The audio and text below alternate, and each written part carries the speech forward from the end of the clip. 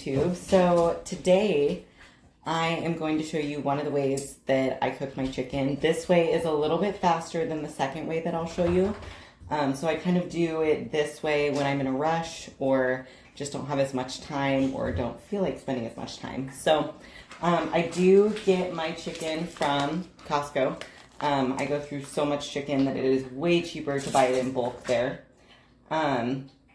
So for seasonings, these are some of my favorites, and I'll kind of, when I'm baking it, I'll just sprinkle some over the top of them. So paprika, 1, chili powder,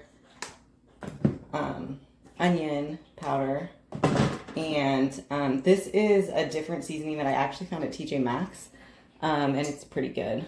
So, and there is no sodium in this one either. It's just has garlic, red bell pepper, carrot, black pepper, and parsley. So that one's pretty good too. So typically what I do when I'm baking it is I'll preheat the oven to 350, which I've already done. And then I like to cut my chicken in half because these chicken breasts are just a little bit thick and I feel like they cook faster if I cut them in half instead of cooking them as a whole chicken breast. So I tend to be someone who doesn't like to spend a ton of time in the kitchen. So, and I have been known to burn things for trying to cook it too fast. So that's one thing I've always tried to be careful of. Have a little bit more patience in the kitchen. So I did put foil on my pan, but I have found that I actually don't really need to spray it with the chicken. It doesn't stick for me. So I don't know if this is just juicy enough chicken or if the foil just does its job, but I've never had a problem with it sticking. So, I mean, you can definitely spray it if you want, but it's never been an issue for me. So after I just kind of lay them all out there, I'm going to wash my hands. Just be right back. Back there. Yeah, so I don't really like measure these because none of them have any salt. I mean, the chili powder has a tiny, like 15 milligrams per serving, so like none. So I'll just kind of sprinkle it over the top of all of these.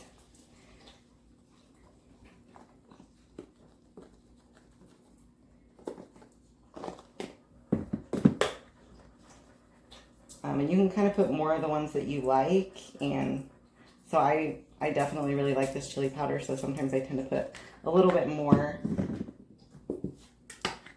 The onion powder I tend to be a little bit more gentle with.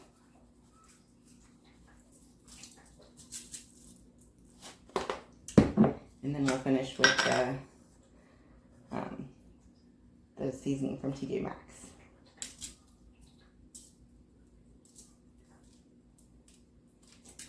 And that is literally all I do to this chicken. So oven's preheated to 350. I'll stick it in there for like 15 minutes, 20 minutes, kind of depending on how long it takes to cook. I actually do use a thermometer to check the temperature of them to get them to 165. So just another tip, thermometers are super handy and leaves you not guessing if the chicken's done or not.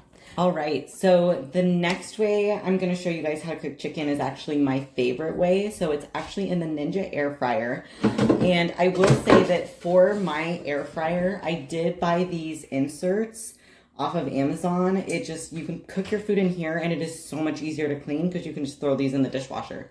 Super helpful.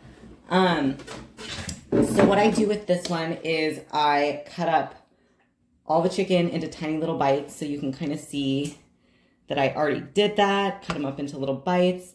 And then I take a big bowl and I will sprinkle some of my onion powder and some of my chili powder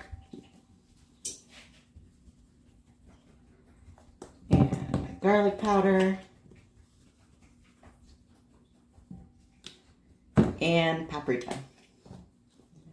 So I'll just kind of get it into the bottom there. So I'll bring you guys up so you can see all the seasonings kind of in there. And so then what I do is I'll just dump all these little chicken bites into here, and I will just mix them up. So I'll just kind of coat all of them in the seasoning so that it kind of covers all of them.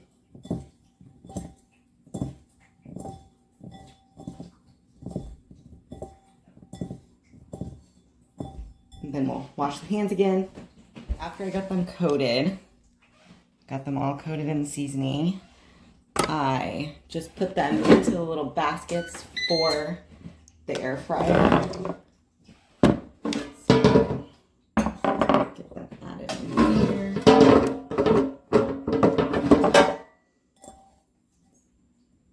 I'll kind of spread them out into the baskets. And then for this one, I will match cook the two sides so that they're both cooking at the same time evenly. And so I'll press the match cook button and then turn it to air fryer, which sets it to 390.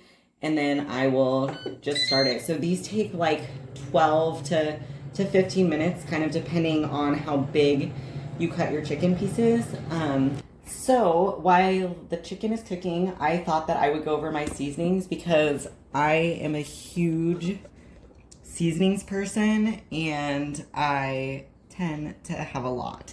And that is one thing that, you know, I get asked a lot, like, how do you make things taste good? And I'm bored. Well, one of the best ways to change up your food when you're bored would be to change the seasoning. So you already saw the one from TJ Maxx.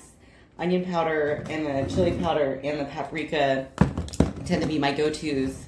Like that tends to be what I put on my chicken, really no matter how I'm cooking it, unless I was doing like shredded chicken, which I don't do very often. So those are kind of my go-tos there. I will sometimes put the combo of chili powder, paprika, and onion powder and a garlic powder on my ground beef. So that's another good combo I really like.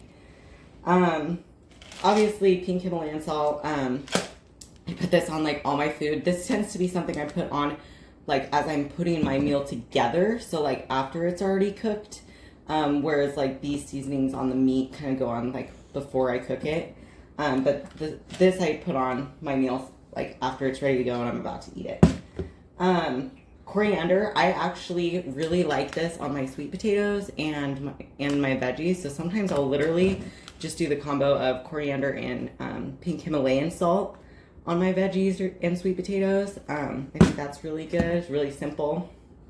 And I also like this Everything But the Bagel Mrs. Dash seasoning. Since I already use salt here and I have sodium just in other areas, this is one that I just get salt-free, just because I like the combo there.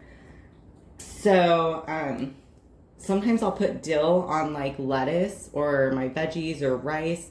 Just kind of depends on if I'm in the mood for it. I don't do it all the time, but every once in a while I'll feel like doing that. Basil is another one that I will sometimes add to my chicken if I'm baking it. Not all the time, but every once in a while.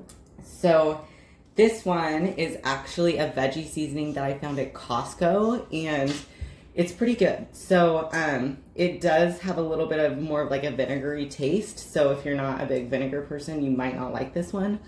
But it does have some good flavor. Not too much sodium. There's like 90 milligrams per serving. So not something you want to douse all your food in, but definitely good to give some flavor. So now I'm going to go over my little seasoning session with Feast Mode. So if you follow me on Instagram, you've probably seen me post these in my stories sometimes. So these are just some of the ones. Actually, I have one more, I think. These are some of the ones of these that I have on hand. So I'll kind of go through them all. This tomato basil is probably my absolute favorite. Super good on rice, veggies. I'll even put it on like plain rice cakes sometimes. So might be something to try. This is right up there. This Zeus Greek seasoning. It's very garlicky. This is right up there with the tomato basil. So another one of my good favorites. This barbecue one's pretty good. It can get a little spicy. So I'm great with spice. Chris, on the other hand, is a little more gentle with spice sometimes. So just know that if you're not into spice, this might not be the one for you, but this is like kind of like a barbecue seasoning. This butter herb one is really good on like eggs in the morning, or your veggies as well. So, and all these have between like 60 and 70 milligrams of sodium per serving. So they are a lower sodium seasoning. But again, you still need sodium, so don't cut it out completely. It's just a matter of being consistent. So this Farmhouse Ranch seasoning, this one's really good on sweet potatoes and avocados actually. But yeah, just another good one to try. And this pizza Parmesan, surprisingly, I think this, yeah, so this has red pepper flakes in it. So if you put too much of this on, it can be spicy. I wasn't really expecting that. I didn't look at all the ingredients, but I like it. It's good. It's another good one on rice and veggies and kind of a little bit of everything. So yeah, those are the seasonings I have in my cupboard right now. But like I said, if you're bored with your food, changing up your seasonings can be a huge, huge benefit for you. So we'll be back when the chicken's done. All right, so both of the chicken is done. So I'll show you guys kind of each of them. Mainly what takes longer with the air fryer chicken is just the actual like prep for it, like cutting it all into small pieces.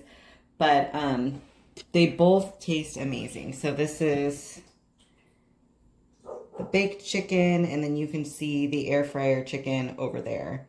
So the air fryer chicken is just a little bit crispier, and sometimes, especially like when you're in prep, having like all the little pieces to eat just feels like you're eating a little bit more. So that's one of the reasons I like it. And of course, just how it's a little bit more crispy than the baked chicken. But overall, 2 easy ways to cook chicken. They taste good. You can add, you know, a low calorie sauce if you want. I really like it with just like mustard. So yeah, give it a try and let me know what you think.